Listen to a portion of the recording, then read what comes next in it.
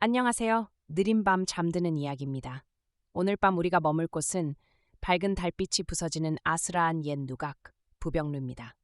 금오신화의 세 번째 이야기, 추유 부벽 전기를 들려드립니다. 달 밝은 밤, 향기로운 술에 취해 홀로 옛 나라의 쓸쓸함을 시로읊던 선비.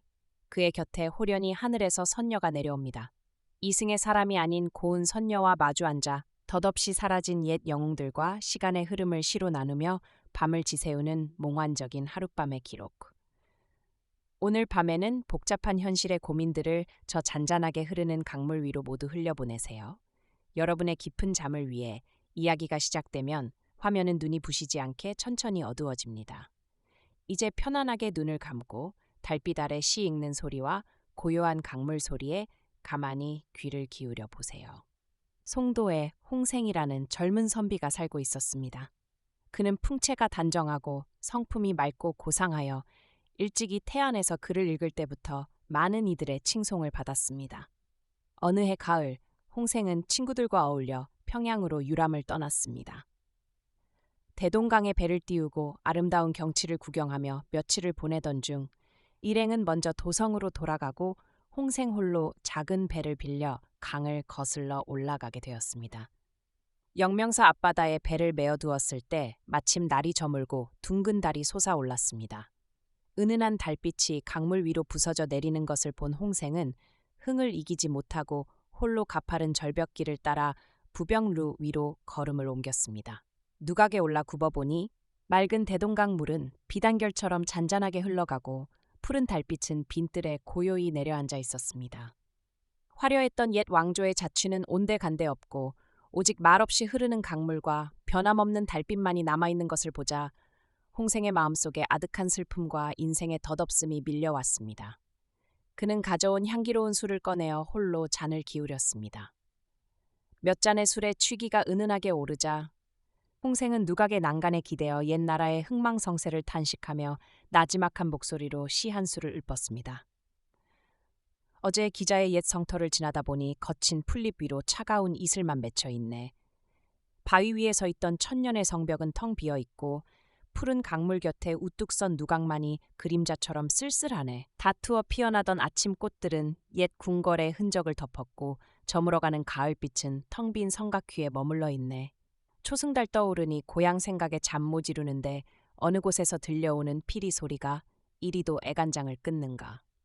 시를 다 읽고 나서도 홍생의 쓸쓸한 마음은 쉬이 달래지지 않았습니다. 어느덧 밤은 깊어 자정 무렵이 되었고 사방은 쥐 죽은 듯 고요했습니다. 홍생이 난간을 두드리며 길게 탄식하고 있을 때였습니다.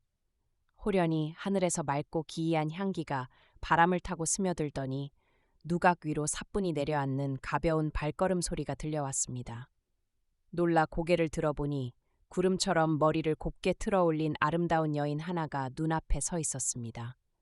얼굴은 아침 이슬을 머금은 복숭아꽃처럼 눈부셨고 사각거리는 옥 장신구를 찬 채 옅은 푸른빛 모시옷을 입은 자태가 마치 하늘에서 갓 내려온 신선과도 같았습니다.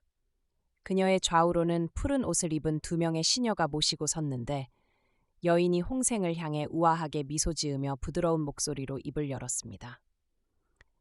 고상한 선비께서 밝은 달밤을 맞아 이리 홀로 고운 시를 읊으시니 저 또한 흥이 일어 이렇게 찾아왔습니다. 부디 저를 불청객이라 여기지 마시고 맑은 시 한 수를 나누어 주실 수 있으신지요? 홍생은 놀라면서도 내심 기뻐하며 자리에서 일어나 정중히 예를 갖추었습니다. 어찌 저 하늘의 고귀한 선녀께서 이토록 누추한 인간의 곁에 내려오셨습니까? 여인이 사양하며 마주 앉자 두 사람은 밝은 달빛 아래에서 서로 운을 맞추며 맑은 시를 주고받기 시작했습니다.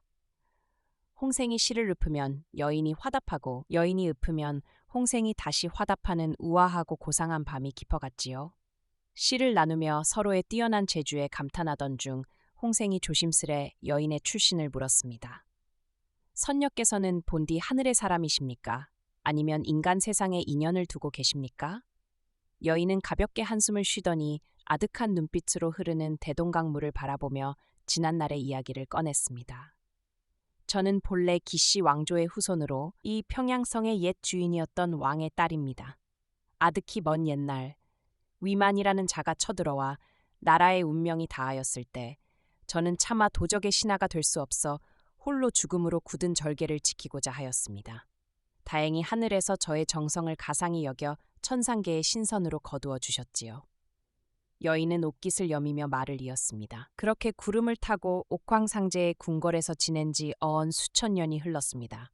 하지만 오늘 밤 유난히 달빛이 밝고 강물이 맑아 옛 고향의 정취를 이기지 못하고 잠시 인간 세상으로 내려오게 된 것입니다. 마침 선비께서 읊으시는 시조 소리가 제 쓸쓸한 마음을 달래주어 이리 모습을 드러냈지요. 이야기를 마친 여인이 손짓하자 시녀들이 옥으로 만든 쟁반에 하늘의 음식과 술을 내어왔습니다. 하지만 그 음식들은 달빛을 머금은 듯 아름다우면서도 너무나 차갑고 단단하여 인간인 홍생이 차마 베어 물 수가 없었지요. 이를 본 여인이 소리 없이 맑은 웃음을 터뜨리며 말했습니다. 인간의 몸으로는 신선의 음식을 드시기 어려울 것입니다. 여인은 곧바로 시녀들을 시켜 인간 세상의 따뜻한 밥과 반찬을 구해오게 하였습니다. 정갈하게 차려진 음식을 나누며 두 사람은 다시 마주 앉아 부드러운 술잔을 기울였습니다. 달빛은 비단처럼 은은하게 부서지고 밤바람에 스치는 강물은 고요하게 찰랑거렸습니다. 취기가 기분 좋게 오르자 여인은 가만히 옥피리를 꺼내 들었습니다. 구슬프고도 아름다운 곡조가 텅 빈 누각을 채우기 시작했고 여인은 옛 시대의 흥망성쇠를 담은 길고 애절한 시 한 수를 다시 읊기 시작했습니다. 궁궐에 화려했던 붉은 기둥은 이미 잿더미가 되었고 옥으로 만든 섬돌엔 푸른 이끼만 무성하네. 천년을 이어갈 듯했던 영웅들의 장한 뜻도 흐르는 저 강물 앞에서는 한낱 물거품일 뿐. 해마다 봄이 오면 무심한 꽃들은 다시 피어나건만 한번 떠나간 옛사람들은 돌아올 줄을 모르네. 오늘 밤 이 좋은 달빛 아래서 맑은 술을 나누니 부질없는 인간 세상의 시름 모두 부병루의 밤바람에 흩어버리세. 홍생은 턱을 빈 채 그 쓸쓸하고도 웅장한 시를 들으며 자신도 모르게 깊은 감동과 덧없는 인생의 슬픔에 젖어들었습니다. 밤이 깊어 어느덧 먼 동이 터오르려 할 무렵이었습니다. 서늘한 새벽바람이 불어오고 멀리서 희미하게 닭 울음소리가 들려오자 여인이 아쉬운 듯 자리에서 일어났습니다. 인간 세상의 밤은 참으로 짧기만 하군요. 이제 하늘의 문이 열릴 시간이니 저는 그만 돌아가야겠습니다. 홍생이 안타까운 마음에 옷자락을 붙잡으려 했으나 여인은 맑고 부드러운 미소를 지으며 가만히 손을 저었습니다. 우리의 인연은 여기까지입니다. 덧없는 이승의 만남에 너무 마음 쓰지 마시옵소서. 훗날 옥황상제의 궁궐에서 다시 뵐 날이 있을 것입니다. 말을 마친 여인은 시녀들을 거느리고 사뿐히 허공으로 떠올랐습니다. 그녀의 고운 자태는 아침 안개 속으로 스며들듯 점점 희미해지더니 오색 구름을 타고 아득한 하늘 저편으로 완전히 사라져버렸습니다. 빈 누각에는 여인이 남기고 간 기이하고 향기로운 내음만이 은은하게 맴돌고 있었지요. 홀로 남은 홍생은 망연자실하여 한참 동안 하늘만 우러러 보았습니다.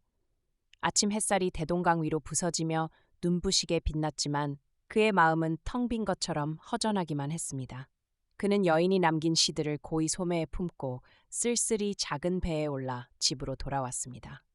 고향으로 돌아온 홍생은 그날 밤의 몽환적인 만남을 잊지 못해 매일같이 선녀를 그리워하며 시름시름 앓기 시작했습니다. 음식도 전폐하고 오직 하늘만 바라보며 그리움에 잠겨있던 어느 날 밤이었습니다. 그의 꿈속에 부병루에서 보았던 푸른 옷을 입은 시녀가 찾아와 정중히 고했습니다. 우리 아가씨께서 선비를 뵙고자 하십니다.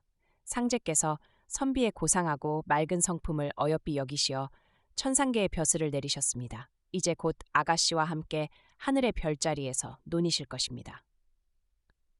꿈에서 깬 홍생은 그제야 환한 미소를 지었습니다. 그는 몸을 정결히 씻고 새 옷으로 갈아입은 뒤 가족들에게 조용히 작별 인사를 나누었습니다. 그리고는 세상을 떠나는 사람답지 않게 아주 평온하고 기쁜 얼굴로 가만히 눈을 감았습니다. 사람들은 홍생이 선녀의 부름을 받아 하늘로 올라가 신선이 되었다고 믿었습니다.